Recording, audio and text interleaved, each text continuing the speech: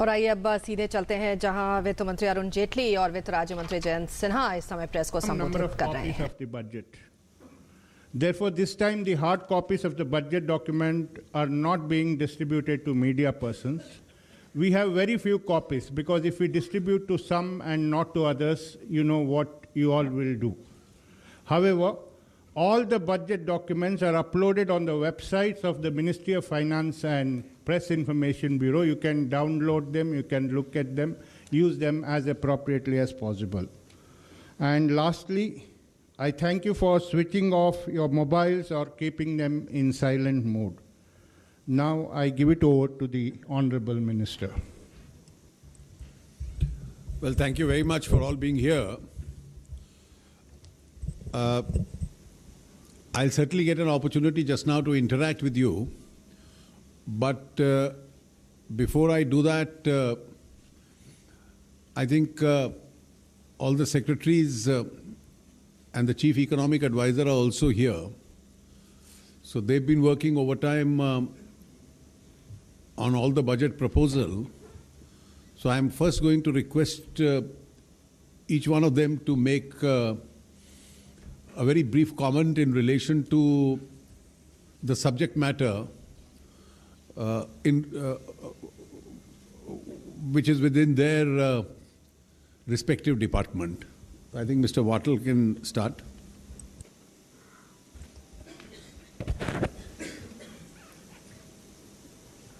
Thank you, sir. So we all heard your speech in the Parliament. I will just make a few points about three key areas which will be perhaps a matter of interest to all the media persons present over here. Number one, the fiscal framework. Number two, the capital expenditure by the centre. And a short comment on the major subsidies.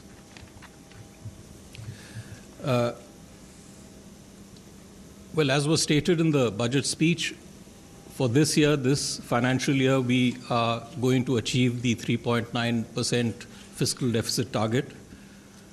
It has been done in a situation where we have not applied any expenditure cuts across departments. In fact, the revised estimates of the budget have been higher than what was contemplated at the beginning of the year, which is a first of its kind after many years.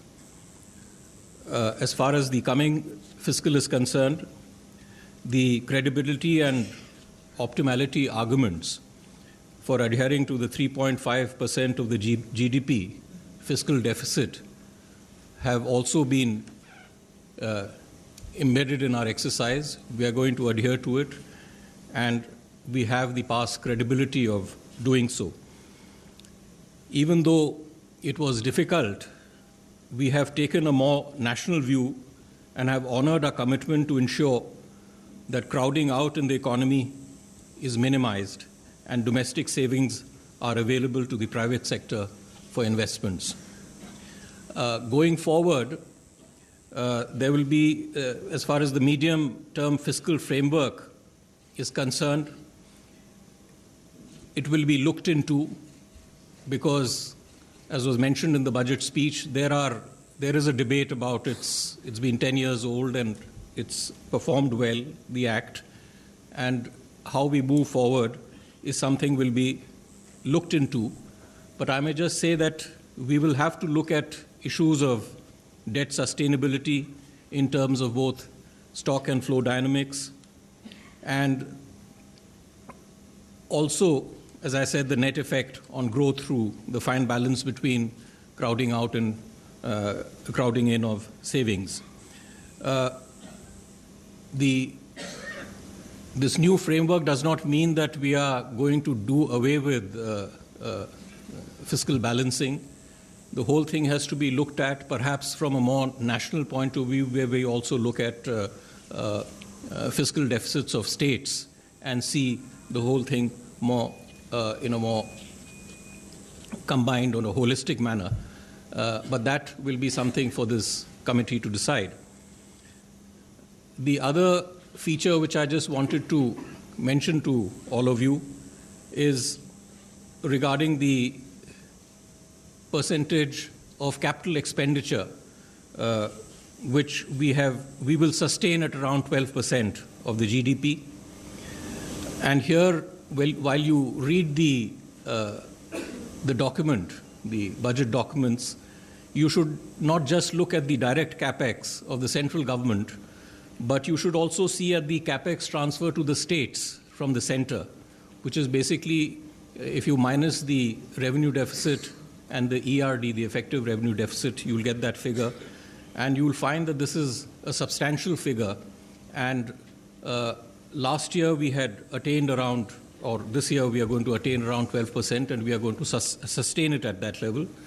And the other interesting feature will be that the internal and extra budgetary resources, which is basically money coming in from the public enterprises and state-run units, that is going to be substantially increased. In the estimates of 16-17, major subsidies have been estimated around 2.3 lakh crores. That's food, fertilizer, and petroleum. We are taking a large number of measures basically to see that this amount which is being given to subsidy is efficiently spent, wastages are contained, and in this context, we will make all endeavors to see that as a percentage of GDP, these subsidies remain below 1.6% of the GDP. They were, in the year 2013-14, had crossed 2.15% of the GDP, and in the last 1.5 years, they have come down substantially, and which is a good thing.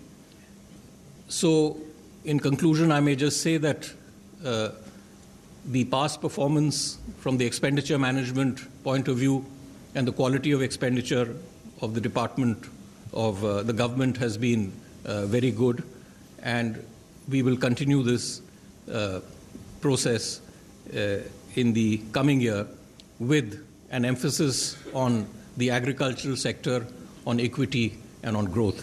Thank you. Secretary, Economic Affairs.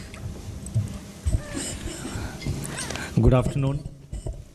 Overall, if I have to describe the budget, it's a transformative budget, it's a credible budget. I would like to highlight 3 quick points. One is that while maintaining the fiscal deficit for next year at 3.5%, we have also ensured that government borrowing requirement from the market is kept at a minimal level. It's 4.2 lakh crores of rupees. While deciding this number and while working on the fiscal deficit target, we have taken into consideration issues of debt sustainability, the medium-term and long-term debt sustainability of the government, the space that is available in the market for government borrowing so that we leave adequate resources for the private sector, and the emphasis and the necessity to ensure that government borrowings are done in a very non-disruptive manner without taking away a lot of resources from the market, and we should ensure that there is enough for the private sector requirement also. The second aspect of the budget to be noted is that it has taken a very balanced approach, and it has focused on all the major challenges and the key problem areas which the economy, the macroeconomy today faces. Priority, therefore, has been given to issues in agriculture, rural development, infrastructure, spending on roads, railways, the social sector, and similar other areas. These are the major challenging areas today facing the economy, and they have been addressed very significantly.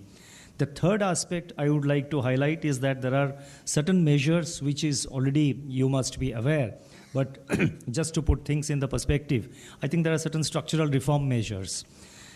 The first and foremost is the reforms in the transport sector, in the passenger segment.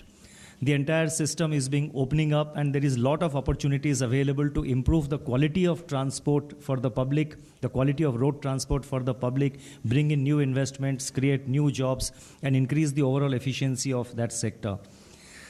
Targeted disbursement of subsidy by way of the Aadhaar legislation, again, is a huge game changer, and that will bring lot of it will prevent a lot of leakage and what I may call as a transmission loss, which takes place while the government subsidies and financial benefits are transmitted to the people who actually deserve it.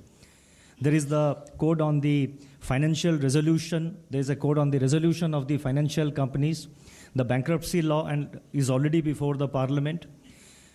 Together with the bankruptcy law, this legislation, the code on resolution of financial firms, they will fill up a systemic vacuum that exists in our economy today with regard to resolution of companies and financial institutions which are in distress. They will provide a framework for quick resolution and for quick revival, quick resolution, or for quick liquidation, as the case may be. But the focus obviously will be on revival. So there are a number of measures like that. I don't want to take more time on that. So the budget has also given a lot of focus on structural reforms. We need to continue with the pace of reforms if we have to go back to 8% plus in the next few years. Thank you. Dr. Adia, the Revenue Secretary. Thank you, sir. My first request to all the media persons is that please go through the annexure to the budget speech, because many of the changes we have made in the indirect tax side and extensive changes have been made on the indirect tax side, which affects the domestic competitiveness of Indian industry. Those changes are hidden in the annexure. So please go through the changes which are made in the indirect side in the annexure. The second thing is that you would be wondering that how is it that in spite of giving additional allocation of 15% on the plan side, and also meeting the responsibility of OROP and pay commission, how is it that the finance minister has achieved this 3.5% deficit? Let me tell you that the target for revenue, tax revenue, which we have set, are absolutely realistic. I'll just give you some numbers. The RE figure of the current year, the target achievement we expect is 17% as per the revised estimate. So we are expecting a growth rate of 17% in the current year, growth rate in the tax revenue. As against that, the target we have set for the next year is 11.76% only. So it is a very modest target of revenue collection that we have set for ourselves. So it is not a hyped up figure, number one. In terms of absolute number, we have set a target of 16.25 lakh crore for tax revenue. And we expect in indirect tax a growth rate of 10.8% and in direct tax 12.63%. That will be the growth rate expected. We are expecting a lower growth rate in corporate income tax, which will be 9.07%. In case of personal income tax, we are expecting an 18% growth rate in personal income tax. Now, these are some of the figures I wanted to give you. Couple of things. One is the income declaration scheme, what we call IDS. Now, that IDS is different from all other schemes in the past. As you know, in the past, there have been so many VDIS schemes in the past, but the most popular and the most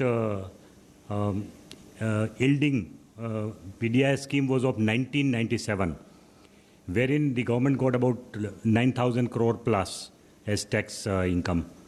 Now, this scheme is different from all other schemes in the sense that in other schemes, there was no extra amount taken apart from 30% tax rate. In 97 scheme, that said, if you are an individual, pay 30% and that's it. And if you are a company, pay 35% and that's it.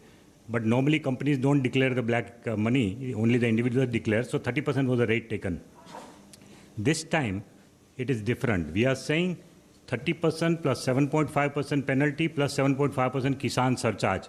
So a total of 45% is what they are supposed to pay. That is one. There is a limited window given for this particular IDS scheme, 1st June to 30th September. That is one. The second thing is I want to talk about is the uniform treatment for NPS and EPF and other schemes. Now, there are basically three types of schemes. One is superannuation fund scheme. The other is recognized provident fund, including EPF. And the third is NPS. The tax treatment for all three are different today.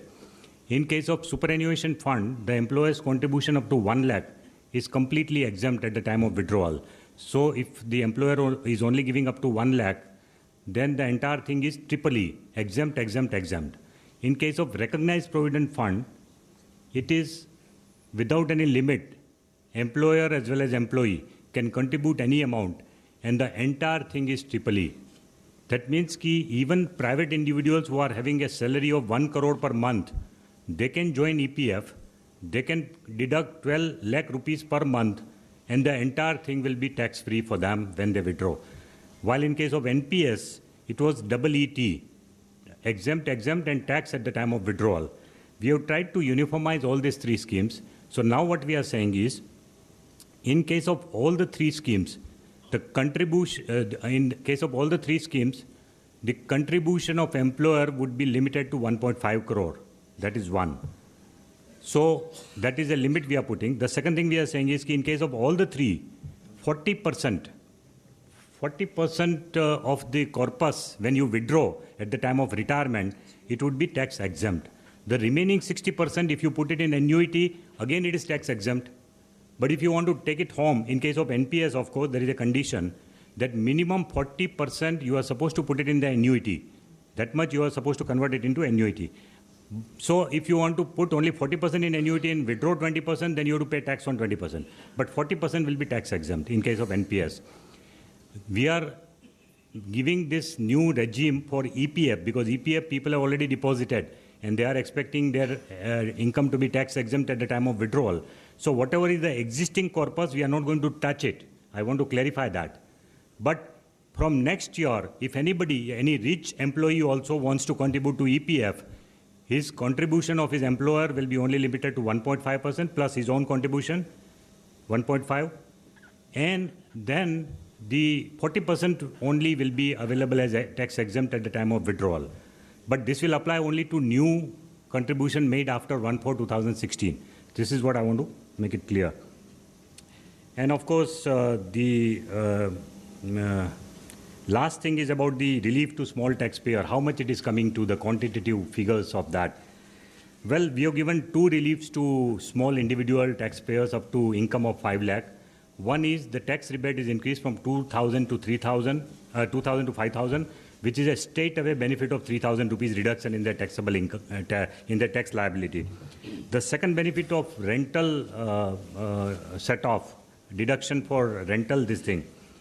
Now that comes to from 24,000 to 60,000, which means 36,000 rupees extra they can deduct from their income, and 10% of that, because all these people are in 10% slab, will be a benefit of 3,600 rupees. So in all, the small people will get a benefit of 6,600 rupees out of this dispensation which is set out. Thank you. Secretary DFS, Mrs. Dugal. Thank you, sir. Friends, in addition to what my colleagues have said, let me draw your attention to the focus on creating and strengthening the ecosystem for doing business, for bringing efficiencies, and for increasing the credit footprint that this budget brings. This includes the ease of exit for companies and financial institutions that are not viable any longer, or to support their revival. You're already familiar that the Insolvency and Banking Code is already in Parliament, and that covers the resolution as far as companies, LLPs, partnerships with unlimited liability, and individuals are concerned. This budget intends to bring in a fairly formidable agenda as far as resolution of financial firms are concerned, as far as illicit deposit-taking schemes are concerned, as far as strengthening of SARFAESI and the RDDB-FI, which is commonly known as the DRT Act, are concerned. It brings in certain ARC-related provisions which cover pass-through, which cover holding up to 100% by sponsors to bring in greater participation, which brings in non-institutional investors as well. Apart from all of this, we are looking at bank consolidation. We are looking at listing of insurance companies for greater participation, for greater transparency.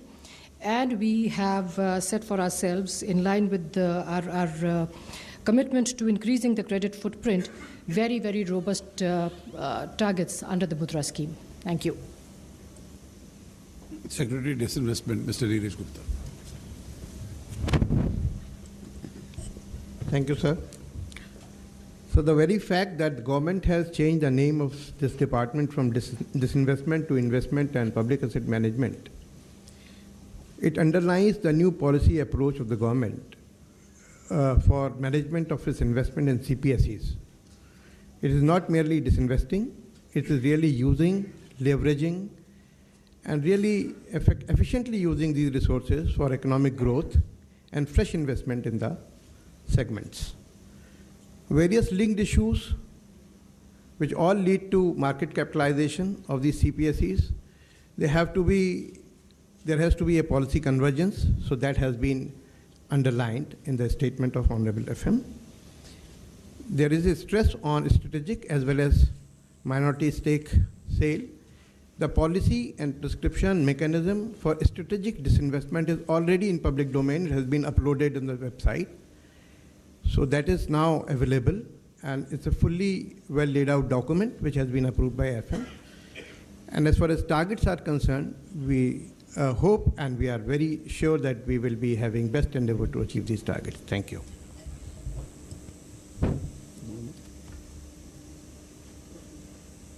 The Chief Economic Advisor, Mr. Subramanian.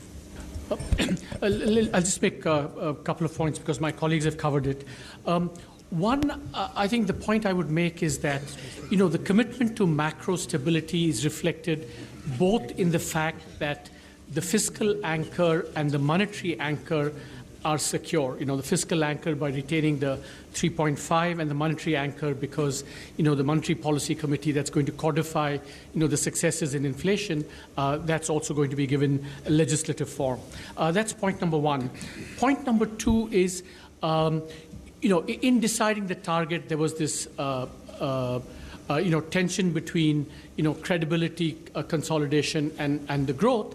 And in some ways, I would argue that both targets have been completely met, the credibility target as well as the maintaining the growth target, because the deficit is going to be achieved with very minimal increases in the aggregate tax to GDP ratio, so that essentially, if you look at aggregate demand from the government, is actually going to be quite strong and not, in fact, come down to the extent reflected by the fiscal consolidation. So, in a sense, I would say the finance minister has pulled off a magic trick here by getting both consolidation and growth.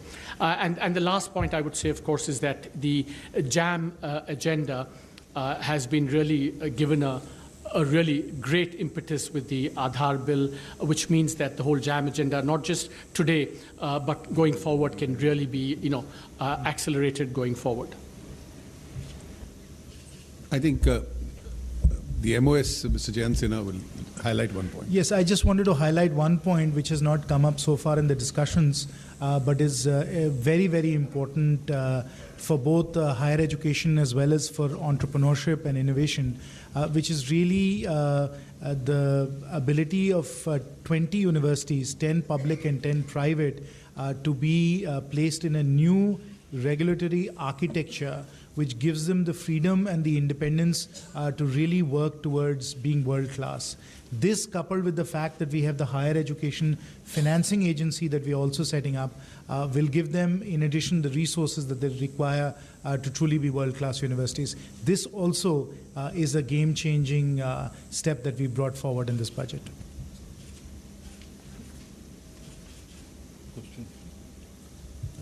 Yeah, we'll take some questions now. Let's start with 168. Sapna.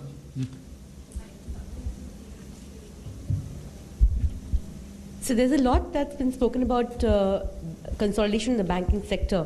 Apart from the fact, of course, that other quarters had a lot of expectation that the 25,000 crore, PSB recap might actually be stepped up. You have added a caveat there. So what's the game plan here in terms of consolidation? Because it's not an easy thing among the public sector space. And one quick question, sir, on the FRBM roadmap going forward. Committee will be looking into things. What do you have in mind as of now? You see, as far as the consolidation agenda is concerned, as far as PSBs are concerned, the government has already said that it will bring down, in the long run, its equity. It's open to the idea of bringing it down to 52%. I made a specific reference in my speech to the IDBI, and that reference below 50% was in reference to the IDBI. I think the first and the immediate agenda is that we strengthen the banks. We strengthen them by recapitalization. What I have announced today is not the last word or the last amount as far as recapitalization is concerned. And therefore, be prepared, there will be something more which will happen. There is some amount which is a carry forward of the current year, which is still to be spent. And thereafter, we are willing to look at consolidation. Consolidation among subsidiaries, consolidation of subsidiaries with principal bank, consolidation of weak bank with strong bank, subject to that overall 52% discipline that we've laid down for ourselves. Now, as far as the FRBM is concerned, both the Finance Secretary and the Chief Economic Advisor have just explained that we've carried on a big debate, and this was in fact, I was glad that this dominated the center stage in the last couple of weeks, that issues of such economic importance also have developed a tendency to dominate the center stage of debate as to whether we require fiscal prudence and discipline, since we announced last year that we were pausing for a year, but maintaining the direction. And since public investment had to be kept high, should we again for a second year running revise the target? Now, as it turned out to be, because of various factors, we realized that even this year we could meet the target and also keep to the financial discipline itself. There were not two, but there were three different opinions. There were the purists who wanted the 3.5 to be strictly adhered to. There were those who said spend more. It doesn't make a difference if it's marginally altered. And there was a third view of people who said this year stick to 3.5, but at the same time, for the future, just review whether you should always have a figure or you should have a small range. Because economic circumstances globally keep on changing, and therefore should we curtail growth because we've committed ourselves to a figure. Now, we haven't been able to form an opinion on the third issue. So all I have said is that while we stick to 3.5 this year, and it is eminently achievable, we look at the possibility by getting some experts to advise us. That's where it stands. Yeah. Hi, sir. I'm Shubham Batra from Cogensis. Sir, I have two questions. The first Everybody one should ask only one question. Okay, so the only question not that two I have in the garb of one. Yeah. So the question is, your fiscal prudence has widely been applauded by the markets. So how soon do you expect now the Reserve Bank of India to react with the rate cut? Well, I think it's a good question, but why are you addressing it to me? Sir, what is your expectation is what I'm asking. Thank you. Abhishek, yeah. 38. Conservative commentators are saying that this budget puts this government left of center and positions for the 2019 election. I think this is a kind of definition in which conventional minds in the media get struck. This budget deals with the reality of India. And the reality of India is that in today's economic setup, there is a serious challenge, if not a distress, as far as the agrarian sector is concerned. And therefore, you have to address agriculture, you have to address rural infrastructure. At the same time, you have to address physical infrastructure, social sector commitments. And therefore, this budget is a combination of several things. Now, if I just seriatim count them for you, where would you put infrastructure spending, which is a record high? Priority being given to agriculture and to rural areas. Targeting of subsidies through a legislation which I intend to introduce in the almost immediately now. How would you then call a reform in the transport sector, the most unreformed sector? So it addresses an area, city after city doesn't have a bus service, and therefore you are allowing entrepreneurs to put their own vehicles on the road and using the concurrent power under the Constitution to amend the Motor Vehicles Act and nudging the states to implement the reform. Introducing FDI, several areas we made changes, but then this is a change we've made for storage, processing and sale of food products produced and manufactured in India. So you link a very progressive FDI policy with the farm sector itself. Resolution of disputes, insolvency to resolution of banking distress issues, gas exploration, selecting universities, as Jayan just now mentioned, both in the private and the state sector, and developing 10 universities as globally competitive and creating an environment. Settlement of infrastructure disputes, because all your stalled projects, so you've given a 3-point agenda besides the amendment to the Arbitration Act and the commercial courts. These are the next 3 agendas. I think this is one of the largest ever simplification of the tax laws. Presumptive taxation,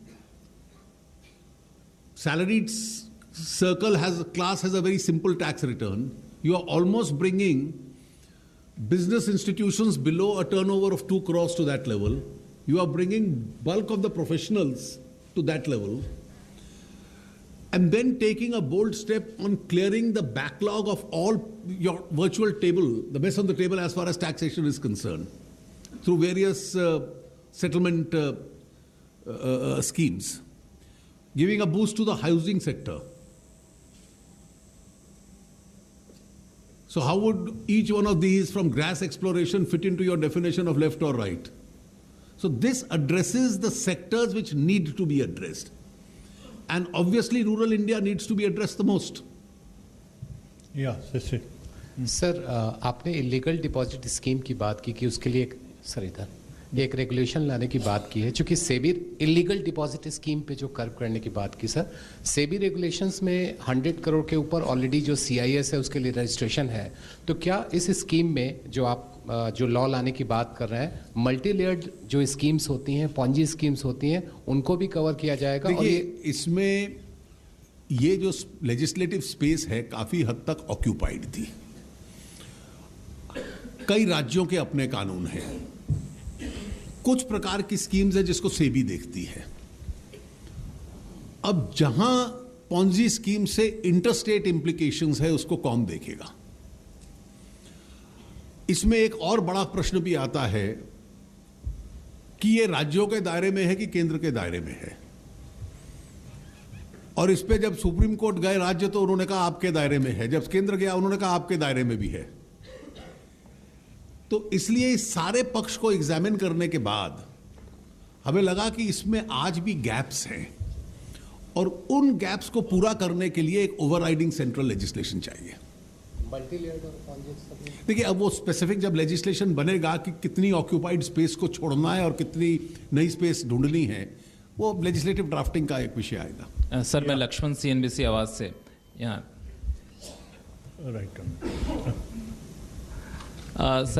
सरकार बार बार दोहराती रही कि हम GST लागू करने वाले हैं और जल्दी लागू करेंगे, लेकिन बजट में GST की तरफ कदम बढ़ते हुए बहुत दिखा नहीं, चाहे वो सर्विस टैक्स का मामला हो या फिर एक्साइज ड्यूटी का मामला हो।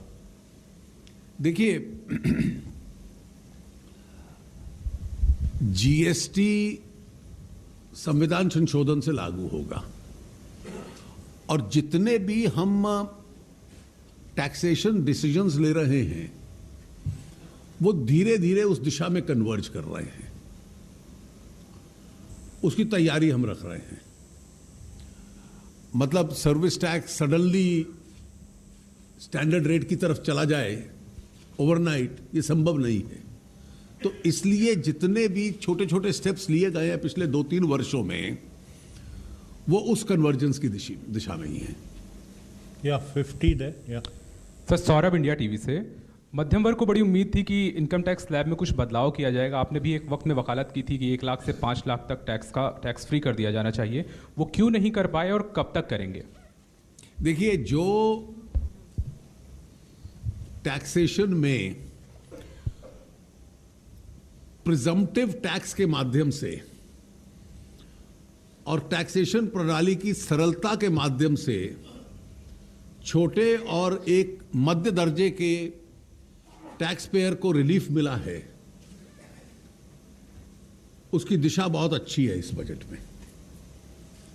आप थोड़ा गहराई से इस प्रिजम्पटिव टैक्स को एनालाइज करेंगे जो व्यावसायिक को भी और प्रोफेशनल्स को भी मिलता है, तो उसका रिलीफ जिसकी आप वकालत कर रहे हैं उस दर्जे से कहीं आगे निकल जाता है। Yeah, 106 there. Sir, Dheeraj Tiwari from the Economic Times. So you have in the budget allowed foreign investment in CPSEs from 26 to 49%. Would that also mean that we can see a strategic sale in a company like NTPC?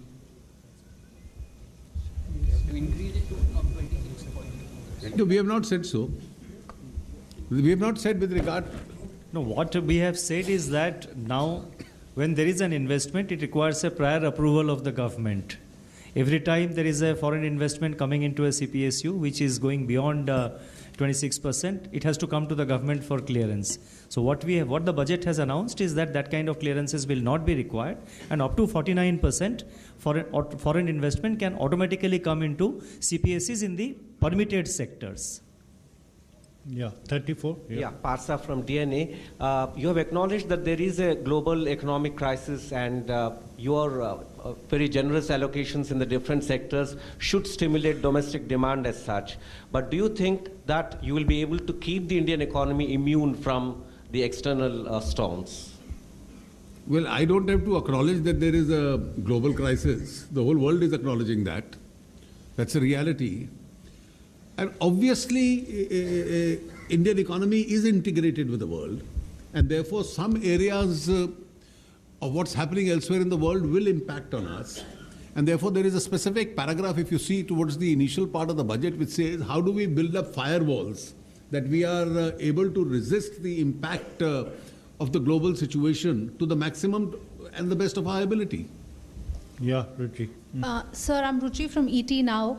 You've spoken about DBT on fertilizers, a pilot project that you'll start. Even the chief economic advisor in the survey said that it is the mega rich who are getting the subsidies, close to 1 lakh crores. You've spoken about legislations of subsidy targeting. Could you elaborate on that? What is this legislation going to really have? You see, since this legislation is going to be introduced in the next couple of days in Parliament, I think Parliament has the first right to know about the legislation. All I can tell you is, to the extent that it is mentioned in my budget speech, that it keeps away from issues which arose in the context of the earlier Aadhaar issue. And the principal purpose of this legislation is that wherever monies are spent, either from the Consolidated Fund of India or from the state governments, then you can, in order to target that, you can make Aadhaar necessary. you will also ensure that the same person doesn't, the right man gets the benefit and the same person doesn't get the benefit several times over. Yeah. Sir, this is Surabhi from the Hindu Business Line. Sir, you in this budget you've announced 2 new cesses. So as we're moving towards GST, which is a single levy, does the introduction of these 2 new cesses? You see, the finance minister has an onerous job. He has to spend more and still maintain 3.5. Therefore, he needs resources. And once the GST comes, obviously, the cesses will be subsumed. But till it hasn't come, resource mobilization is necessary if one is to spend more. Sir मैं आलोक प्रियदर्शी हूँ जी business से sir सरकार ने इस budget में announce किया है कि जनरल एंटी अवेयरनेस रूल को 2017 से फिर लागू करेगी 2013 में यूपीए सरकार भी इसको लेकर आई थी लेकिन किन्हीं वजहों से वो लागू नहीं हो पाया निवेशकों के डर से अभी सरकार के पास ऐसा क्या ग्राउंड है जिसकी वजह से आप लोग सोच रहे हैं कि गार को लागू किया जा सकता है? देखिए इसके पीछे बाकी पूरे विश्व में ये एक आधार बन गया है कि अवॉइडेंस और इवेजन के बीच में डिवाइडिंग लाइन बहुत थिन है. अवॉइडेंस भी इवेजन होता है और इन रूल्स के पीछे जो टैक्सेशन फिलॉसफी है वो यही है. अब इसके पीछे उस आधार जो है उस आधार को कभी ना कभी भारत को स्वीकार करना पड़ेगा. There can't be premium on either avoidance or evasion. Yeah, please. Sir, I'm Ashutosh from Bloomberg TV India. Sir, you have hinted that there could be more announcement as far as the bank recapitalization amount is concerned. Now, if I refer to the economic survey, it has mentioned that the burden of recapitalization should be shared by the RBI also along with the government. So, could we see going forward something to that effect in the next financial year? No, I can't tell you just now, but we'll certainly look at the wisdom of the Chief Economic Advisor. Any suggestions? and ignore them mostly. 179 there. Ritu Parna from CNBC TV 18, right to your right-hand side top. Sir, you have done away with the distinction between plan and non-plan expenditure. So going forward, how do you ensure that you also synchronize this with how state budgets are also designed? If you can just tell us about that. Mr. Wattle. You see, this coming year will be the last year of the 12th five-year plan, and there's also no planning commission. We have the Niti Aayog. So there's been a lot of thinking which has been going on in the Ministry of Finance, and some groundwork has already been done in which some committees have been formed to really see how, and this is really the CGA's office, the Controller General of Accounts, he'll be looking at this. He's piloting some committees. And I've also taken some meetings with the secretaries of the state finance, secretaries of states, where we have actually sensitized them to this fact that because they also do their accounts on this plan, non-plan basis, that now this whole scenario will change. And we have formed these joint committees. We'll be looking at it, and the finance minister has given us 1 year to really make the shift. So it's really 17, 18 where we'll be looking at this entire thing, and we'll have to work very closely with the Niti Aayog also, because there has to be an inbuilt system of planning of some sort, sectoral or otherwise, which has to be put in. So it's a more focus will come into this area, but some groundwork has already started. Yeah, please. Hi sir, I'm Pavan from Newsrise. If you could remember, well, 2004 when Chidambaram had started talking about the consolidation of public sector banks, there was a voice of opposition from the BJP and few other parties. And then came 2008 crisis. So if you are in favor of consolidation of PSU banks, what has changed since then? Well, I think the reality and the performance and the situation of the banks itself calls for action. Yeah, please. BBC News. I just want to ask about retrospective taxes. You've repeatedly said that there will be no retrospective taxes, yet Vodafone has recently got an income tax notice. Would you have mentioned something more in the budget? Did you want to tell foreign investors something more about this? First of all, let's be very clear. I had announced when this new government took over in the very first budget that this government will neither tax retrospectively nor issue any fresh assessment, any fresh notices with regard to those bills till a committee has cleared it. If there is a pre-existing assessment order, it doesn't disappear. And therefore, the assessing officer has to deal with the reality of that pre-existing assessment order.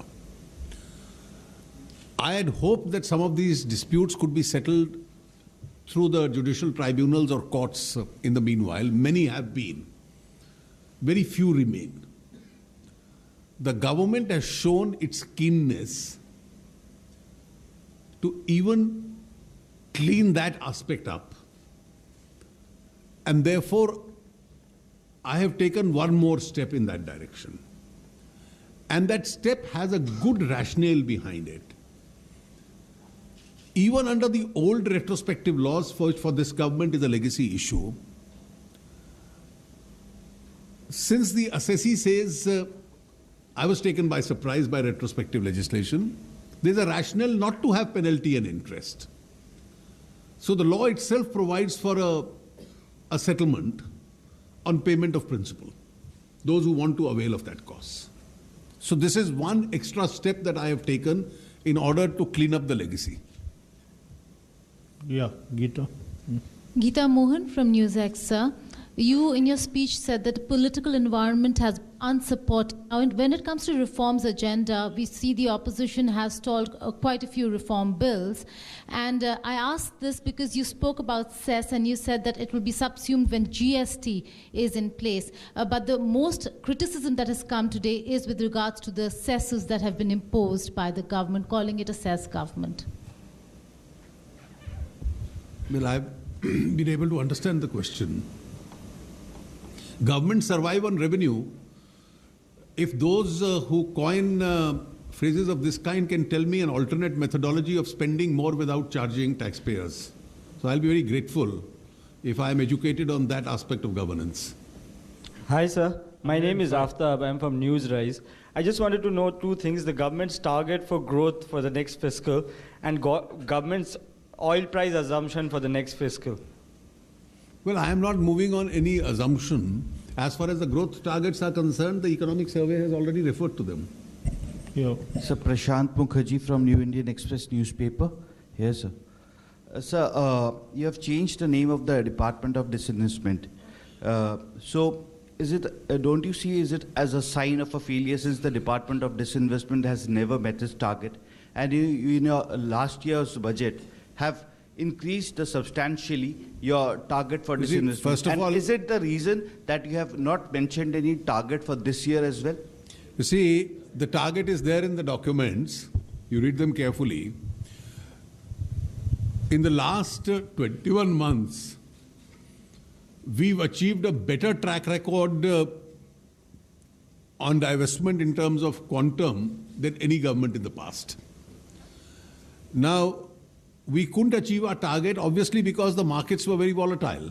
And therefore, if we were meeting our fiscal deficit targets even otherwise, I don't think there is any well-advised policy that we must sell when the markets are low or markets are volatile. Now, as far as changing the name is concerned, what the Secretary Disinvestment has already explained to you, it's management of government investments.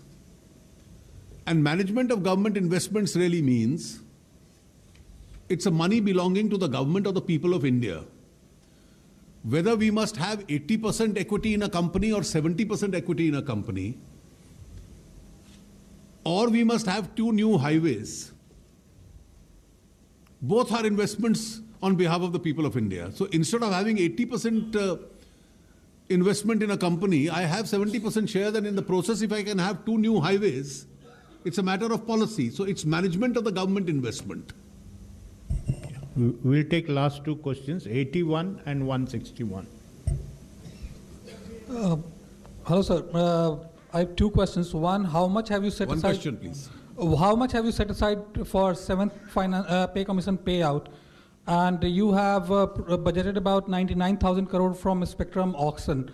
If that doesn't materialize, how challenging will it be for you to meet 3.5% Well, of the I fiscal can't answer deficit? hypothetical situations. If you see the TRAI recommendation, they have foreseen a bonanza of something like 5 lakh crores, of which we get 25% in the first year. Well, I have budgeted on a far more modest estimate. What about, sir, 7th pay commission payout? Well, we factored in significant part of the 7th pay commission. I've said in my speech itself, the Secretaries Committee will decide the eventual amount of liability that falls in the government, but a very significant part of it we've already factored in. Yeah, 161. So, Anvesha from Bloomberg TV, just wanted to know how much are you expecting to collect from the domestic black money compliance in this fiscal? Well, let me clarify. When we fixed the fiscal deficit targets and various questions like spectrum, disinvestment and oil prices, these are the various variables which are raised. All the 4 schemes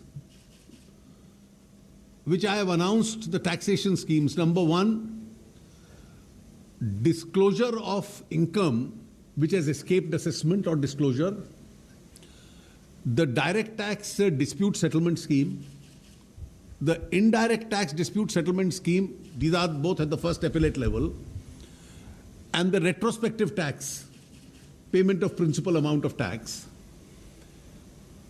In the quantum of revenue that we anticipate, we haven't factored in significantly into our revenues.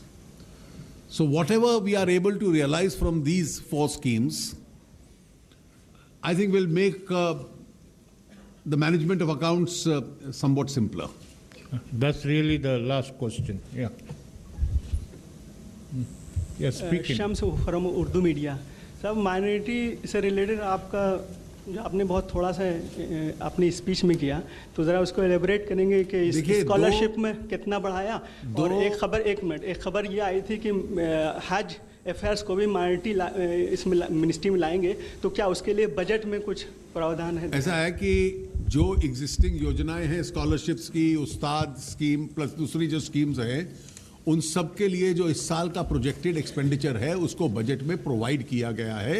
ये मैंने अपनी budget speech में भी कहा और जो accounts budget documents में है उसमें भी है। Thank you. Thank you sir. And friends, kindly join for T on the 4th floor.